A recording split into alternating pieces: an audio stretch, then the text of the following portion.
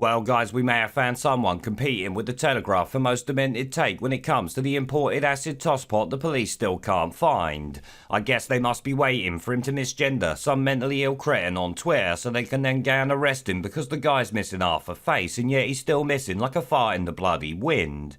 You old ladies couldn't catch a fucking cold if you tried. I just want to say... Shut up, you soppy wanker! Maybe, as some of you guys commented yesterday, the old Bill should check Gary Lineker's ass and see if he's there.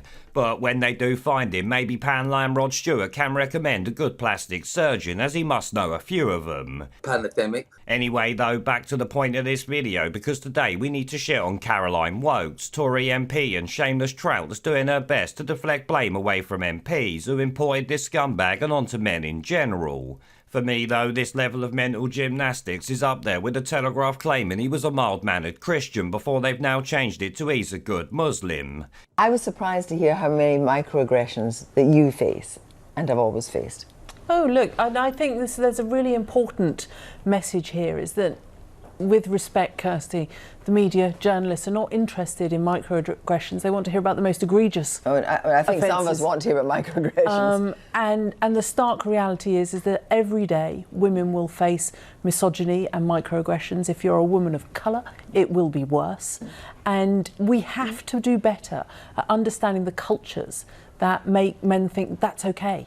It's not okay, and actually you can see a pattern of behaviours that lead to really horrific crimes. Yes, because it may start with a microaggression, Belle, but it can end up with something incredibly serious. Well, what an utter load of horseshit that was. I mean, imagine blaming misogyny for an imported scumbag doing what imported scumbags often seem to do, unless of course she's saying that Muslim culture treats women as less than dogs, but I highly doubt that's what she meant.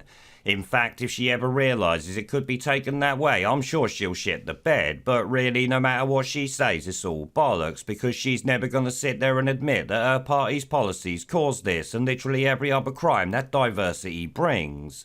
Our diversity doesn't diminish us, it enriches us, socially, economically and culturally.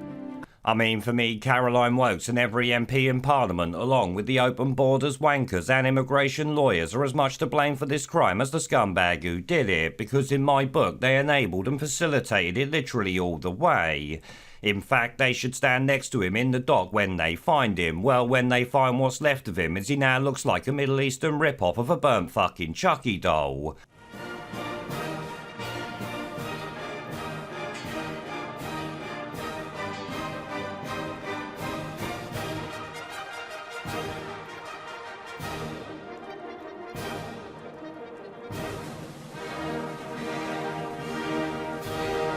Pandemic. We're off!